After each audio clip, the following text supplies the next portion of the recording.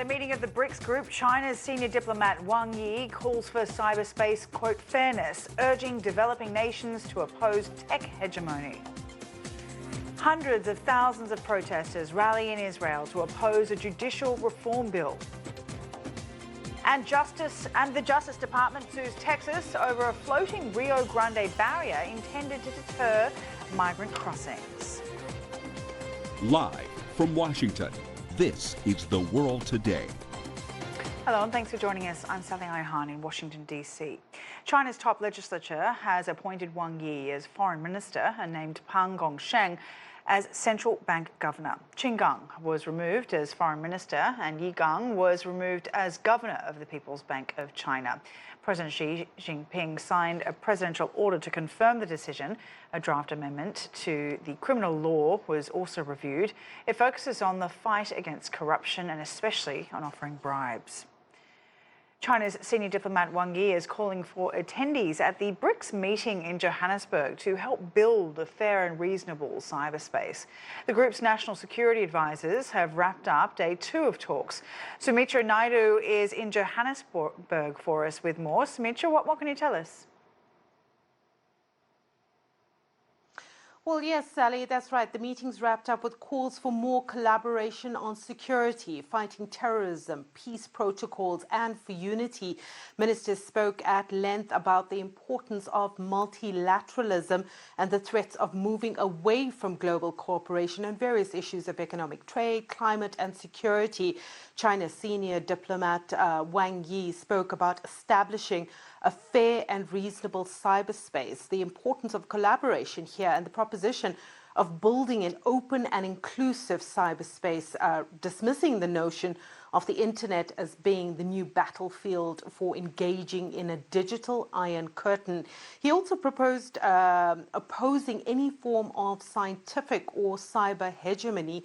He said this should be a tool for global cooperation rather than conflict. He spoke about promoting the idea of each country independently choosing its network development path and management mode and formalizing guidelines to prevent digital exploitation.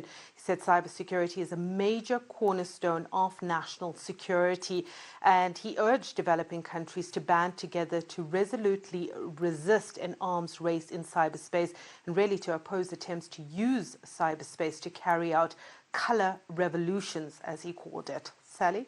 As we look ahead, what can we expect for Wednesday? Well, the National Security Advisors meeting has wrapped up, and of course, China's senior state diplomat is expected to head to Turkey next. In South Africa, meetings by the different BRICS groupings will continue. South Africa's Department of Corporative Governance and Traditional Affairs will host over 600 delegates in the coastal city of Durban Wednesday for the BRICS Urbanization Forum. Now, this will include a number of experts, delegates from BRICS and the UN to discuss key urban development issues and really to share insights on how cities can become more resilient in the face of global challenges. You know, they're looking at climate change, rapid urbanization, social vulnerabilities, as well as natural disasters. After that, BRICS communications ministers will meet in Cape Town. Sumitra, thank you for that. Sumitra Naidu for us in Johannesburg. Wang Yi travels on to Turkey on Wednesday, where he'll be welcomed by President Erdogan. They're expected to discuss regional issues and bilateral ties. CGTN's Michal David reports. In a similar visit, China's senior diplomat Wang Yi last visited Turkey in March of 2021. At the time, Turkey and China were intensely cooperating in the fight against COVID-19. The two countries have since continued their cooperation and are hoping to elevate relations to a higher level. Turkey joined China's Belt and Road Initiative in 2015, and since then, China has invested in various Turkish industries, including infrastructure, energy, port facilities, and technology. In 2015, China's Industrial and Commercial Bank of China, ICBC, also entered the Turkish market. During the visit, Turkish and Chinese officials may also focus on the ongoing conflict in Ukraine and the grain deal that has recently collapsed. Turkey has put itself in a unique political position by maintaining positive ties with both Kiev and Moscow. Last year, Ankara, together with the UN, played a crucial role in brokering a grain deal with Ukraine and Russia, which was recently suspended by Moscow. Ankara hopes to restore the deal through negotiations. Some international relations experts, such as Professor Kutay Karaca at the Istanbul Aydın University, stress that the timing of the visit is critical. China's influence over Russia makes Turkey a crucial intermediary country between Russia and Europe. This meeting holds significant importance, and its outcomes may even create differences in the global political arena. Professor Karaca adds that global power dynamics are shifting and that China's role is on the rise. Now, if a power were to oppose the West's influence, Russia would not be the leader, it would be China. That's why, even though Turkey is part of the West and a member of NATO, its relations with China and Russia are of great importance. Turkey has also expressed interest in joining BRICS, a grouping that includes China and Russia, which would also further enhance cooperation between the two countries. Michal Bardavid, CGTN, Antalya.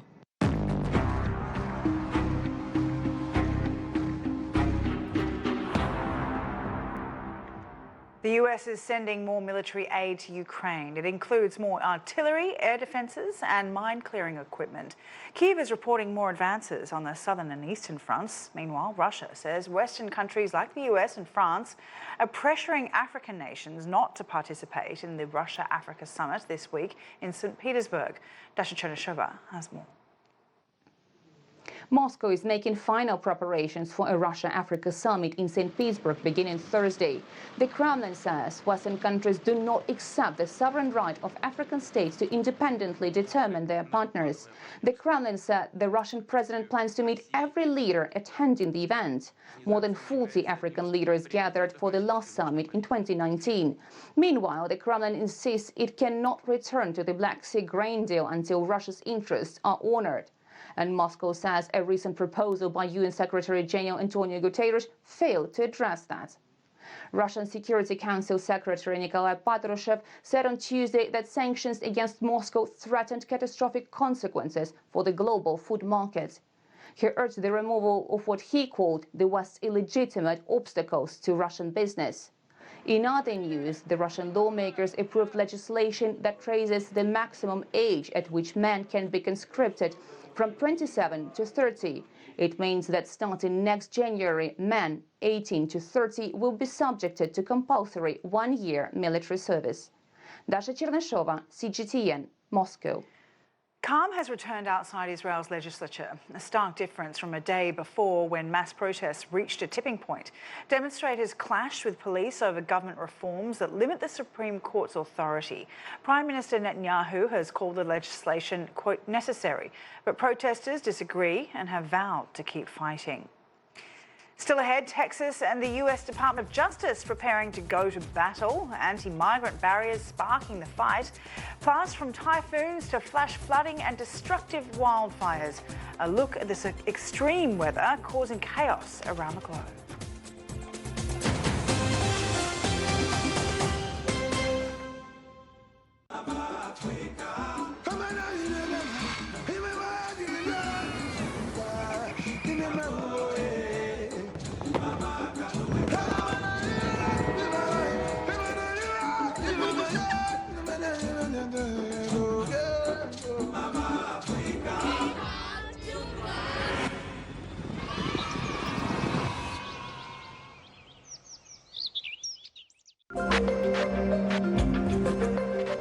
Making sense of the overwhelming wave of information means cutting through the noise to shine a light on the heart of the story and making room for new perspectives.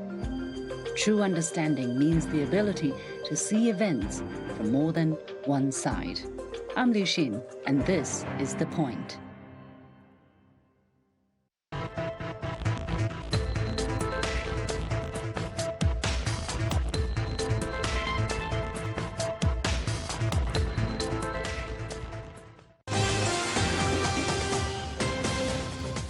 Welcome back. Tensions are escalating between the Biden administration and Texas over the state's aggressive measures to try to deter migrants from trying to cross the border from Mexico.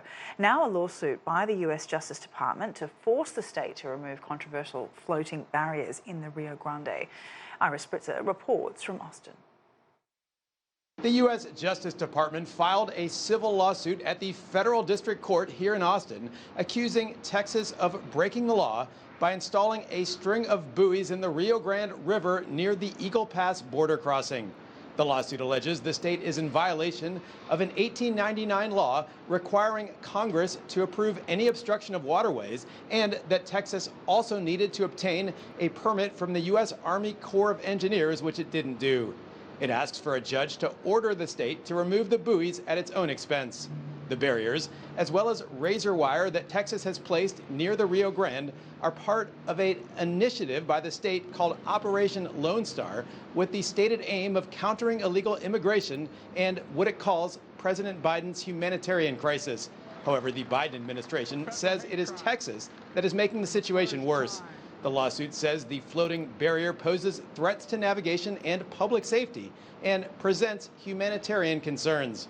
Vice President Kamala Harris also called out authorities in Texas over recent reports that they've mistreated migrants, describing their alleged actions as inhumane, outrageous, and un-American.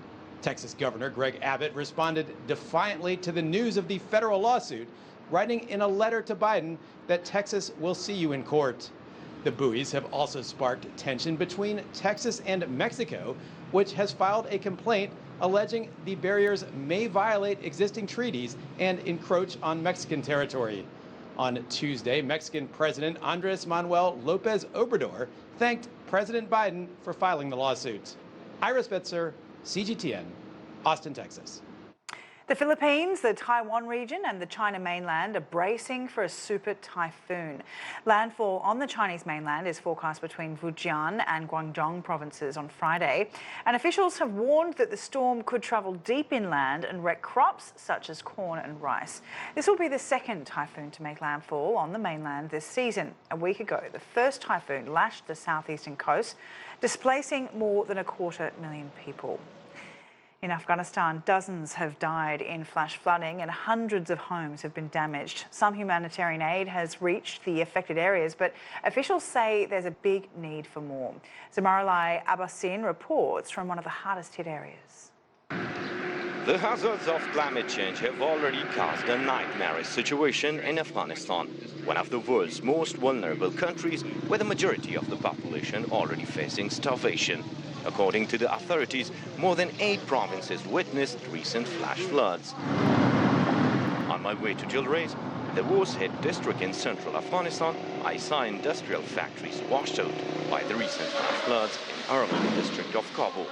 Around $1 million of loss was estimated. The floods have affected us so much. All of our machinery was damaged. We want national and international organizations to support us. The recent floods have been catastrophic in several parts of Afghanistan, but this is the hardest to reach area. I'm in Takana village of Jalrez district of Maidan Wardak province. Here the rescue and search operation still continues. Saifullah, who survived the disaster, says the immediate needs of local people are drinking water, food and shelter. But a permanent solution must be found to help them stay safe during the monsoon that leads to flash floods almost every year in their village. We lost 23 family members and also 2 others in our neighborhood. 25 people died. It is really hard for us.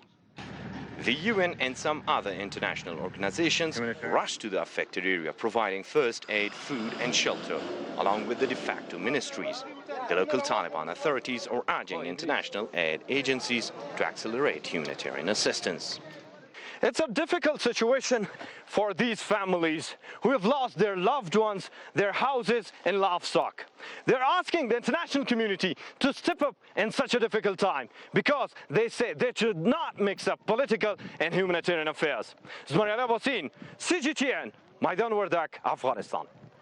Out-of-control flames fanned by hot and windy conditions continue to wreak havoc on the Greek islands of Rhodes, Corfu and Evia. 2 people died on Tuesday as their tanker plane crashed as it dumped water on a fire. The pilot and co-pilot are the first fatalities in what Greek Prime Minister Mitsotakis called a war on the wildfires. The fires have raged now for more than a week. They've forced thousands to flee in what has become the largest wildfire evacuation in Greece's history. In Italy, witness video captured raging flames nearing a highway on Tuesday, and the airport at Palermo had to close briefly. Temperatures on some parts of Sicily have risen to a near record European high of 47.6 Celsius. Just last week, a fire in a terminal building forced Sicily's main airport of Catania to close. It has since reopened for only new flights. Returning now to one of our top stories, where calm has returned outside Israel's legislature. Of course, thousands of people have been protesting following the recent law that's been passed. Let's go now live to Israel, where our Stephanie Fried is standing by for us. Stephanie, Netanyahu's opponents fear that this is just the start. That's right. And, you know, Sally, you were talking about the calm. Tuesday is calm, relatively calm tonight. We're not at the protests, and the reason is because there aren't any here in Tel Aviv. It's quiet. But in a sense, not in a sense, don't let that fool you. The quiet is, as you just said, possibly the calm before the next storm, possibly protesters and the opposition regrouping. The overnight chaos, the scenes that were seen Monday in response to the unprecedented, historic bill that was passed into law by the Netanyahu government, scenes of chaos on the streets, clashes between police and protesters, people being arrested, injuries, water cannons, stun grenades, fireworks. Again, this was unprecedented, but then again, so was this bill that was passed into law that essentially strips the power of the courts, hands it over to the government, and there's more to come. That, according to ministers in Benjamin Netanyahu's government, who say, we're going to pass more laws like this. So at the same time, protesters say, well, we're taking a pause, we're regrouping, we're not going to quit because we understand that's exactly the motive on the part of the government. So right now, again, you talked about the calm. I said the calm before perhaps the next storm. And the question is, how bad will then that next storm be, Sally? What can protesters do? What happens next? What are the options? Can they take this to the Supreme Court? Is there a fear that this could erupt into civil war even? Absolutely, that's a lot of what's been talked about. And, you know, I asked someone last night during the protests, what is the card that you have to play in your deck right now? And he said, well, civil war. Others say, no, it won't descend into that. But there are others who say we're going to have to get more violent in order to push anything forward. But right now, the outlook isn't so great for Israel. It's looking bleak on the morning after this bill was passed into law. Beyond the protesters, out there in the big world, if you will. First of all of the headlines, all of the papers of the major newspapers, the print papers, their front pages were black this morning, just black. And it said, the caption was, "Dark Day for Democracy." That was echoed by Martin Indyk. He was the former U.S. ambassador to Israel. He also, in an interview today, said, "Dark day for Israel. Don't know how they're actually, the government or Israel will climb out of this." And at the same time, you have major financial organizations or major financial groups like Citi, Moody's, Morgan Stanley, who immediately today, Tuesday, have downgraded Israel and are recommending against investment in Israel because it's risky. The economic forecast is risky. So that's what's happening here on the ground. Things are moving pretty quickly despite this quiet. And like you said, this could descend into civil war, into more chaos. We're just going to have to, we're going to see. All right, Stephanie Fried, live in Tel Aviv for us. Thank you. Coming up, getting ready for the World University Games, we go behind the scenes to meet one of the people responsible for making the competition a success.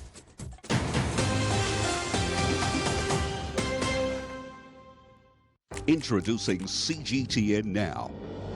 Find award-winning documentaries and exclusive content from around the world. Latin America like you've never seen. Breakthrough films shining a light on important stories. In-depth discussions with fascinating people. Giving you new perspective on topics that matter. You also get live, round-the-clock international news and headlines, and so much more. Original content from CGTN's Global Bureau. Download the CGTN Now app and find the global perspective you've been missing. Available on Apple TV, Roku, and Amazon Fire. Or go to cgtnnow.com on your tablet or mobile device. CGTN Now. See the difference. Modern vitality, born of ancient civilizations. Asia exemplifies diversity in its best sense and welcomes changes at the fastest pace. Asia Today brings you the headlines from the most populous continent, puts in focus politics, economies, and faces, and takes you on a tour of the sights from the region and beyond.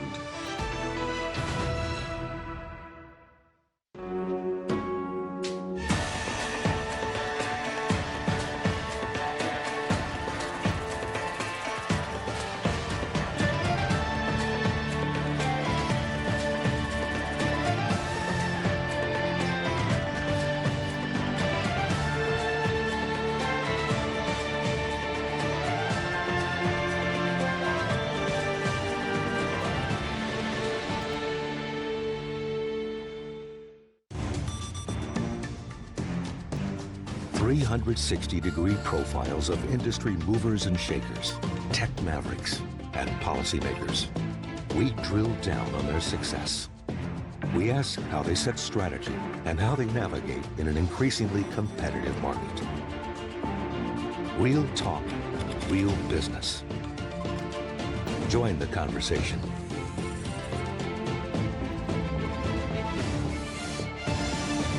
Biz Talk. Only on CGTN.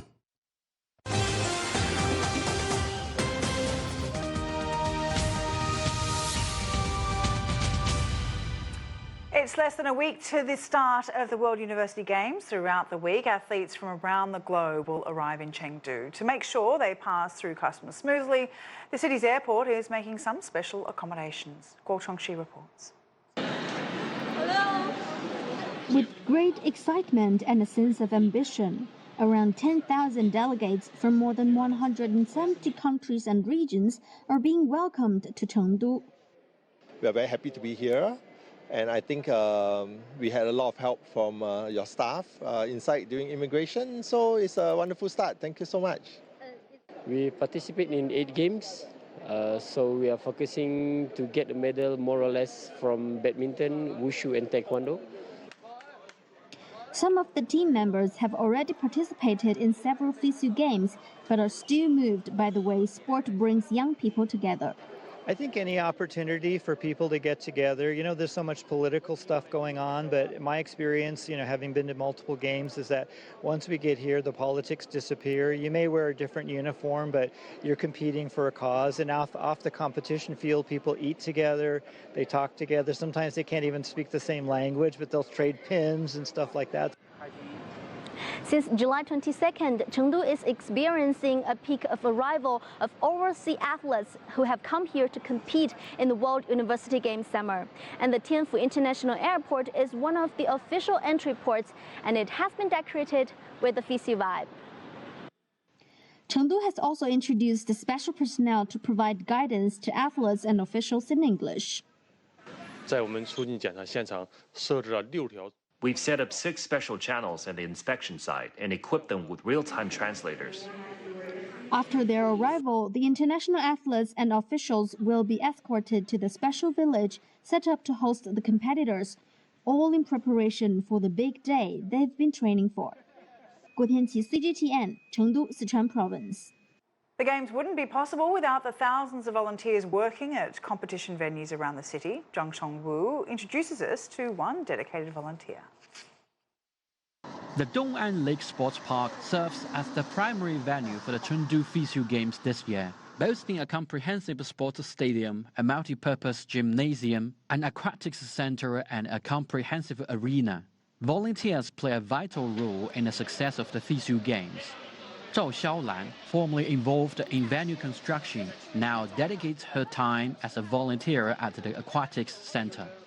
This is the aquatic center of Dong'an Lake Sports Park, and some 300 volunteers are working here, divided into 9 groups for different purposes.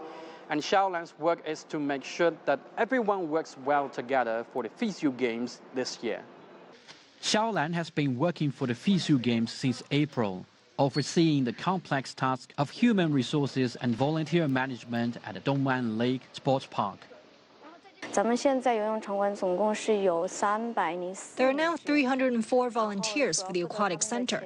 I'm responsible for recruiting and training volunteers, providing them with meals, arranging accommodations and transportation. These volunteers hail from colleges and universities across Sichuan province. For many, this marks their inaugural experience as tournament volunteers, making it quite a challenge for Xiaolan and her team to provide the necessary care and support. The biggest challenge is food. Different people have different tastes. Some of them belong to minority ethnic groups, so we prepare special meals for them, such as food for Muslim or Tibetan students. Moreover, the weather is hot, and when some volunteers feel sick, we would also have to take them to hospitals. Xiaolan has definitely come a long way from her earlier days recording project processes and offering logistics services in venue construction to now managing a team of volunteers. But she says some things never change. When I participated in the construction process, I was a contributor to construction. But now as a volunteer, I'm serving the FISU Games specifically. The only thing different was the job, but the goal is always to make the FISU Games a great success.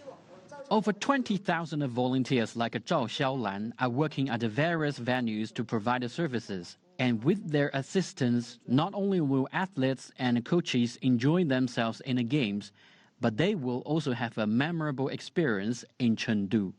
Zheng Song, CGTN, Sichuan Province.